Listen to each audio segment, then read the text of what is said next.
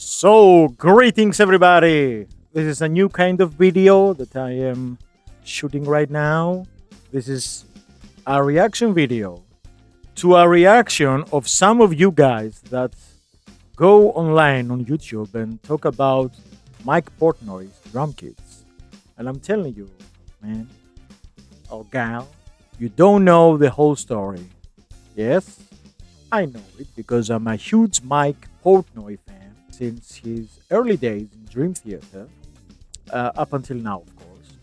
And I'm going to talk about the specifics about his drum kits. Not all his drum kits, but basically I will talk about them briefly and tell you all about the dark ages when he used to use Mapex. Ooh. Imagine Mike with Mapex. Ooh. Alright. I'm doing this because, Mike is associated with Tama only. But in the 90s, mid-90s, he used to own his Mapex drum kit. And there's proof of that. This was when everybody was doing VHS tutorials, Even John Mayang did one. And there's the proof. You can watch every clip of that video to see the treachery of his with Mapex. I'm just kidding, alright? So now, I will start with, I believe this is the first drum kit that became famous because of its size, but basically it's a more or less copy-paste of his Mapex drum kit. But this, of course, is the Purple Monster. The Purple Monster is the famous one, but there was also the Red Monster and the bluish, greenish Monster. There is documentation of those drum kits as well, if you want to check them out. But because there is a very cool photo that was on his website in the early 2000s, there was I believe it was a Java thing, maybe I'm wrong, or a Flash thing, that you put your mouse on top of any drum or cymbal, and there was a recording of it, and you could play with them with the actual sound of the drum or cymbal or percussion or whatever. Alright? Now, I will talk about another treachery to his loyalty in Tama. Now, as you can see, he used to use 4 toms on top, not 3, like he uses after this drum kit. He used 4 toms and 1 floor tom and a gong bass drum. But to tell you the truth, I don't see the point in the gong bass drum, because, let me tell you why, this extreme low end does not translate very well inside the sonic spectrum of a song or even live. In the room it sounds great, yes, of course, but you're not in the room when you hear this stuff. You hear it through microphones, through a recording, or through a live performance. Alright? Get the point? So now, he uses the gong bass drum, and he also uses 2 LP timbales. Yes, the timbales thing is going back to his early days from the Images and Words tour, or even, I believe he used to incorporate them in the late 80s, because he used to own Rotatoms that Remo makes, the tunable things. And one other thing that he used on this particular set is the block set, the gray one that LP makes. By the way, he uses LP throughout his career. The main thing that he uses is the Cyclops tambourine, the steel one, and the Rock Ridge Ride cowbell. Isn't that a mouth? Now, he also used crotales. Crotales are these cymbals that are like mini discs that are in pitch, like a piano. He has 1 octave and a little more, and he play melodies, in the song A Change of Seasons. The song is a 20-minute epic. He stole this from Neil Peart. And he uses his octobands that he incorporated on his Mapex. Today I'm saying a lot of Mapex and very little of Tama. What's wrong with me? I'm a Tama fanboy as well, Of course, you watch all my videos, huh? If you don't, you should. But when he used them in his Mapex set, he used the two on top and two on the bottom. And this particular drum set and onwards, he used them like a Stuart Copeland. The two are on the left and the other two on the right as a roll. He used the long octobands. You know, the octobands is that kind of drum that is a 6-inch in diameter. When you hit it with your drumstick, the drum head is 6 inches. And the difference in sound actually comes from the length of the octoband. And also, fun fact, he used two octobands over his floor tom and gong bass drum. That's how he plays the Overture 1988, Huh? If you listen correctly and carefully, when he plays the pattern with the toms, you will hear the octobands. And the only way he could do that, you can watch the Live Scenes from New York DVD and see him do that as well, is if he plays them with his right hand above his floor tom. So, let me continue. As I said before, he used 4 rack toms, an 8, a 10, a 12, and a 13. And the floor tom is 16 inches. And if I'm not mistaken, the floor tom is also hanging from his drum rack. Also, this is the second time that he used drum racks. On the first world tour with Images and Words, he used stands, as you all know. And then with Mapex again. Wow. He started incorporating the drum rack, and then he perfected it when he switched back to Tama. Now he's endorsed by Tama, of course. He's a big name. In the 90s, he was actually an astounding drummer. Nowadays, there are drummers that are copying what Mike did, and they even developed it even further.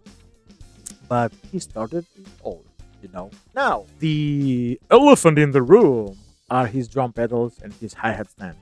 Unfortunately, he uses DW. How dare you? This is even worse than Mapex. No, I'm just kidding. He uses the 5000 single bass drum pedals and a 5000 hi-hat stand. Just to inform you, this video is going to be very, very long because I'm going to talk about all the details, right? So, moving on, in 1997, he developed a snare drum before the signature snare that we all know and love, with the 3-way snare throw-off. He developed with Tama a snare drum that you could operate it with a cable and a pedal like a cable hi-hat stand.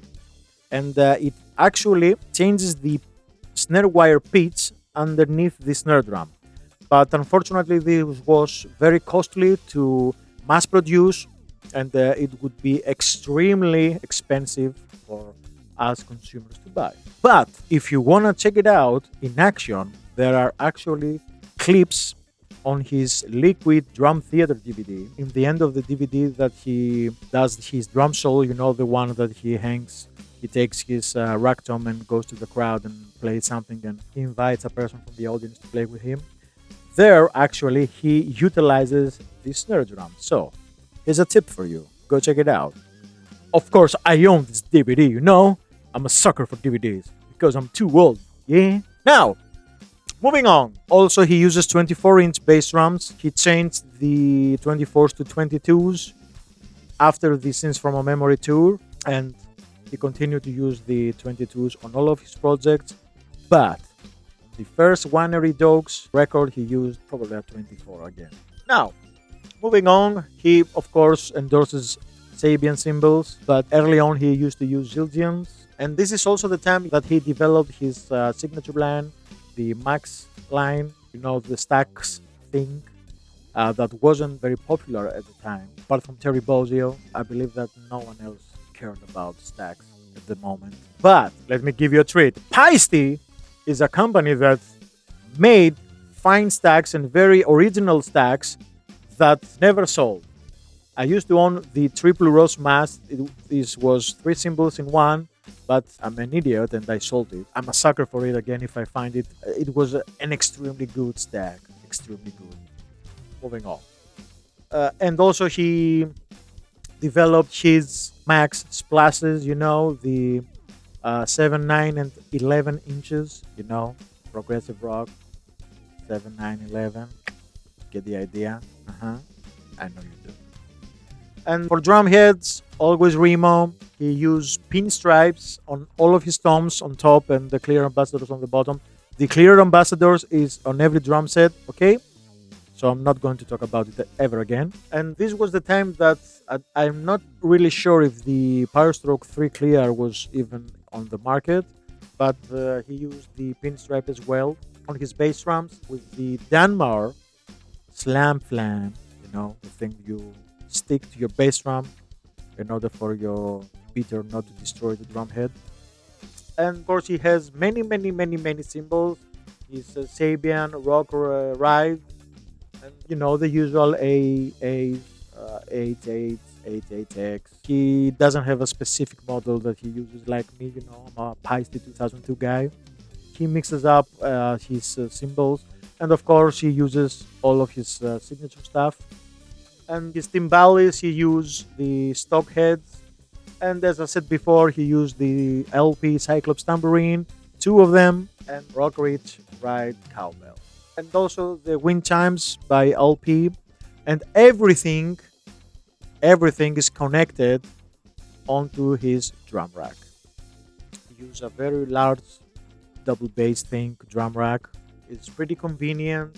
I like drum racks. Do that. Now, I think we covered everything about this drum set. Of course, he used his ProMark drumstick as well. This period is 420, very thin drumstick. Now, moving on, we are going to talk about, I believe, the first drum kit that I fell in love with, and this is the Siamese Monster. This was the drum kit of drum kits. When he presented it to the world, I actually showed it live on the Octavarium tour. This is a fun fact you didn't know as well. On the early days of the Octavarium tour, Tama hasn't sent him his Albino Monster yet. So because Greece was one of the first dates of the tour, he used the Siamese Monster, believe it or not. But the logo heads on the bass drums were with the correct logos that he used later on with the Albino Monster. So that was a treat for you if you're interested in that shit. Now, this drum kit, of course, is 2 drum kits in one, but the concept is very unique. So let's talk specifics right now. On the first rendition of his Siamese Monster, he used his signature snare drums, the 14-inch maple Tama with the throw-off that it is unique. It's 2-way, not 3-way that I said earlier. 3 sounds come out of this snare drum. And the 12-inch steel snare drum that it is hammered, the black edition. There was a limited edition on his Albino Monster. This was the white color. And of course, nowadays, when he used his snare drum on every gig and project he was part of, Tama made him the snares on the color of his drum kit. But this is natural because his snare is nothing special apart from the throw-off. Everything else is pretty standard. It's a maple snare that Tama produces, and that's all there is to it, And the hammered steel, Tama makes this snare forever, And now, he used 2 thrones, of course, 2 thrones. And in the first edition of his Siamese Monster, it was a hybrid. He recorded the 6 Degrees of Inner Turbulence album with that setup. You can watch it on his DVD. 10 degrees of turbulent drumming. Amazing stuff, I watch his DVDs a million times. Watch out for specifics and details, And of course, as you all know, back in the day, 25 years ago, cameras weren't that great. And now, the cool thing about this drum set is that the left side, as we see it from the back as drummer, has 4 octabands, floor tom, 16 inches floor tom, 3 rack toms, an 8, a 10, and a 12, and 12-inch mini timp, two-headed drum. On the prototype, he used to use Tama's mini timps, the steel ones. And for him to get a lower sound, he, on this drum specifically, used the pinstripe drum head, not the clear emperors that he started using from the start of the Siamese Monster onwards until today. And I forgot to mention that on his snare drums, pretty much always use the coated controlled sound, apart from his clear kits that he used to use the clear drum heads, of course. And on the bass drums, the Power Stroke Free clear. Bass drums, as I said before, 22 inches by 18. He stepped down 2 inches. And the left side of his kit is a 20-inch bass drum, a 13, a 10, the toms go backwards, and 2 octobones, and then a gong bass drum. And he has many pedals on this drum kit. He has a double pedal and a remote hi-hat stand with the Iron Cobra drum pedal. This was unique. You couldn't buy this from any store. And one other cool thing that he used to use, which was in production that period, is the triple hi-hat by Sabian. Sabian made a machine that could use 3 cymbals with a remote hi-hat, and you can hear those cymbals in the song The Great Debate on from the album 6 Degrees of Inner Turbulence. The song starts with 2 feet hi-hat pattern, and then he builds up and builds, and then it goes to the full mode of the song.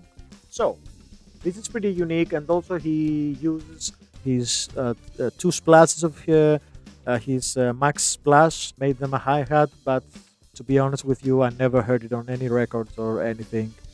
Probably I missed it. The cool thing about this setup is that the right cymbal is in the middle. So he plays the right cymbal with his right hand and not his left when he's on the right side of his drums, like he would play his hi-hat. And he do some pretty cool stuff, on the song Stream of Consciousness from the Train of Thought album, pretty cool stuff. And then, of course, the cymbals that are in the middle are utilized when he plays both sets. One pretty unique thing is that in the early days of the Siamese Monster, he used to have his china above his right cymbal and underneath the crashes.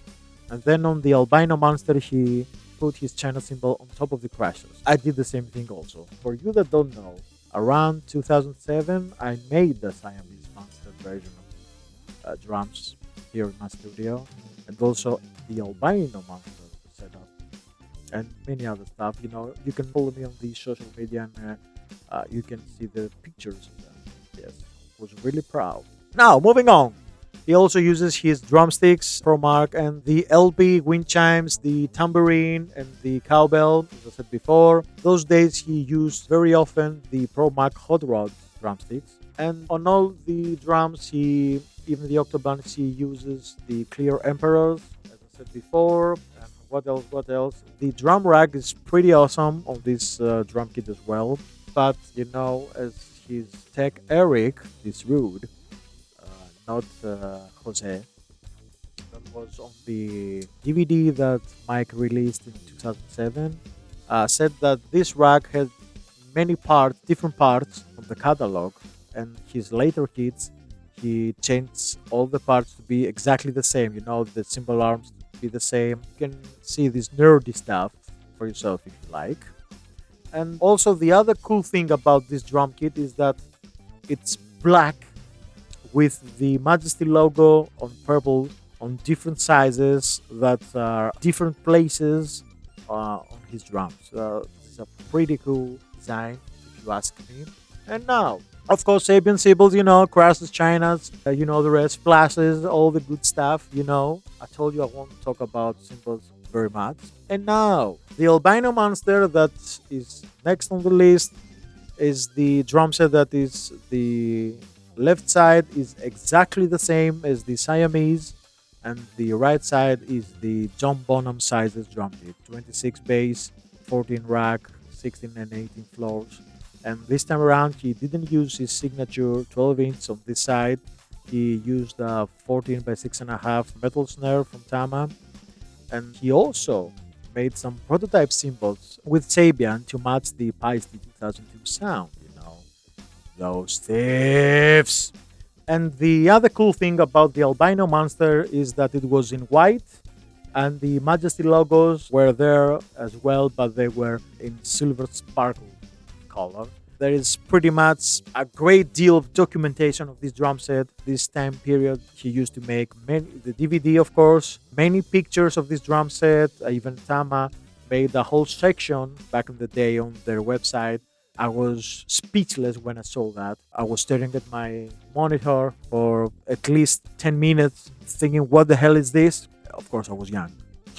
And there's, of course, the score DVD, as you all know, the famous DVD they did in 2006. Amazing stuff with the orchestra. The orchestra is out of tune, but who cares? And now, moving on to the other Monster drum kit with the clear shell. This is the Mirage Monster. This was around 2007 that Tama released the acrylic drum set to the crowd. And of course, who was a better ambassador than Mike to present it to the world? So, this drum set is, again, the left side is the exact same as the Siamese and the Albino Monster. 4 octobands, 3 rack toms. But one thing I forgot to mention about the Albino Monster is that he changed his floor tom from 12 inches to 14 inches by 5. This, of course, continued later on his Mirage Monster, the Black Clouds and Silver Lining Monster, and of course his current drum set right now, Dream Theater. One other thing is that he also uses the Tama Iron Cobra Power Glide drum pedals and the Lever Glide hi-hat stand. So again, 2 thrones and a plethora of Sabian cymbals. He used all his signature stuff, the 3 Staxes and the 3 Splashes on this one as well. But let's talk about the right side of the drum set. This drum set has also a 20-inch bass drum. He returned to the 20-inch.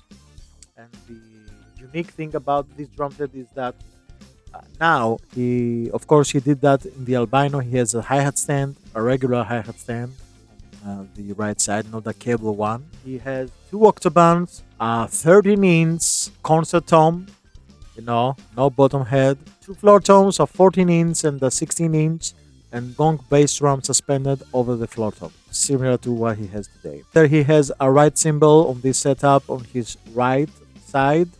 He also has a hi-hat stand, that it is a stand with a clamp. He cannot open and close this hi-hat. And his cowbell, his low stack, a double pedal, the usual Iron Cobra drum pedal. This was a very cool kit to watch on stage, of course. He never recorded anything with this one. And later on his Liquid Tension experiment era, the second era of Liquid Tension, he used his right side hybrid with some choppers and other stuff and made that kind of drum kit for the live stuff that they did, the reunion stuff. And his drumsticks are the same for 20. China's the same deal. Taxes, everything. The chopper is a pretty common thing that he used, this period of time. And one thing that probably not a lot of people know, since the 6 Degrees tour, Mike used to use an electronic pad that triggered a cowbell sound that only the members of Dream Theater and their sound engineer and the lightning guy could hear on their in-ears as well.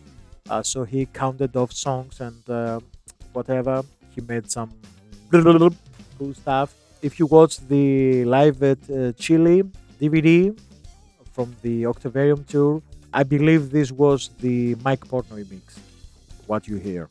I think so. Not 100% sure. If anybody knows, please tell me in the comments. I would like to know. So, moving on, I'm going to talk about the current drum set because the Black Clouds and Silver Linings drum set was identical to the Mirage Monster. The only difference was that he changed his cells to Bubinga cells. Bubinga was a pretty popular wood those days. Tama was a pioneer in developing and creating drums with that kind of wood. If you don't know, Bubinga is a very hard wood and very difficult to produce a drum cell, but if you can and do it right, the drums sound totally awesome. Now, moving on to his current kit with Dream Theater, the Dream Kit, the Dream Monster, sorry. This kit has an amazing color to it. Similar, the technique is similar to my drum set, but I think you already know he's a sucker for purple. He starts from purple to some kind of ice gray thing. Totally amazing color. It's beyond amazing. I cannot describe how cool this color is. So, as usual, his left side is similar to his previous kits. 4 octobands, 3 ragdoms, one floor tom 16 inch, and one floor tom 14 inches. He missed his tambourine. He only uses one tambourine on this set. It's in the middle of his 2 drums, above his floor tom and underneath his ride. And he brought back his 14 inches. I believe it's 14. Maybe I'm wrong. Back in the day, he used to use a 14-inch crash. His I said it again, Mapex drum set, or it was 16. I'm not too sure right now. I'm confused. Let me know in the comments. This is a pretty unique thing, and also he uses his signature bells that he released with Sabian. Pretty cool stuff. Of course, you can watch the Dramio video of the making of this drum set inside the studio. Again, 2 thrones, and I should mention that after leaving Dream Theater, he started using the Speed Cobra pedals. Now, the other cool thing about this drum kit is, of course, the right side. He uses 3 concert toms, a 6, an 8, and a 10, 2 floor toms, 14 and 16 inches, and gong bass drum 20 inch above those floor toms. And his double pedal, of course, is a Speed Cobra, and all the hi-hat stands are also Speed Cobra. Even his remote hi-hat stand is a Speed Cobra. One thing also that changed from his previous kits is his throne. Over the past 15 years almost, he changed to the hydraulic drum throne, and he started sitting higher again. He used to sit really high when he used the red and purple Monster, the late 90s era drum kits. Then with the Siamese, the rest of the drum kits until his departure from Dream Theater, he used to sit really low. Not low, lower. Nowadays he sits pretty high again. The other cool thing is probably, I believe, he will release a signature ride with Sabian. The snare drums are also in the color of his drum kit. It's pretty cool. The drum heads are the same as always, but the snare drum heads had the 40th anniversary logo, and I believe they write also the city and the date that they perform each and every night. He has his purple drumsticks right now, not black. They're unique to the tour. And also he uses now the newer Power Tire rack system from Tama. But I would say I don't like the 2-tier thing. I believe it hides the beauty of the drum kit. If he used the same 1 bar across the bass drum, I think it would look much better. But he can do whatever he wants. He's Mike Portnoy. He's the poster boy for Tama, you know, Sabian and every other brand. He's a legendary drummer. That's why we love him so much. You know. But that's my opinion. I think when I saw the live clips from the first show back in October, that's the one thing I didn't like, and I still don't like it to this day. Because I like to see more drums and not metal and hardware, you know. But if it works for him, who am I to say what's best or what's not, right? So the 20-inch bass drum, I forgot to mention 22 inches the bass drums on his left side. And that is it pretty much, people. This is the truth about Mike's drum sets. I covered everything except for the specifics of the cymbals, but he changes them from kit to kit. And I'm not a big fan of Sabian. Don't know each and every line they produce. I'm a Paiste guy. The cool thing about these symbols is that they printed on his anagram logo, the Mike Portnoy logo. Very nice touch. And he changed also the pad, the Roland, the TM1, I believe it's a code, TM2. Write down in the comments which is the right model, the bar, the thing that is like a bar, and you hit it for the secret cowbell, which is not secret anymore. We all know about it. So, if you like this kind of videos, write me down in the comments, and I can produce more of them. Also, I would like to thank each and every one of you that came to the end of this video. It's a pretty long video, but I had to cover everything because there is much information on the YouTube. There is much information, but not the correct one. So I did the right thing to correct everybody, But if I'm wrong on something, do let me know in the comments as well. This is the tactic you write in the comments, and the algorithm keeps my channel up. Everybody does it. So don't forget to subscribe if you like what I do on my channel. And until next time, take care and bye bye.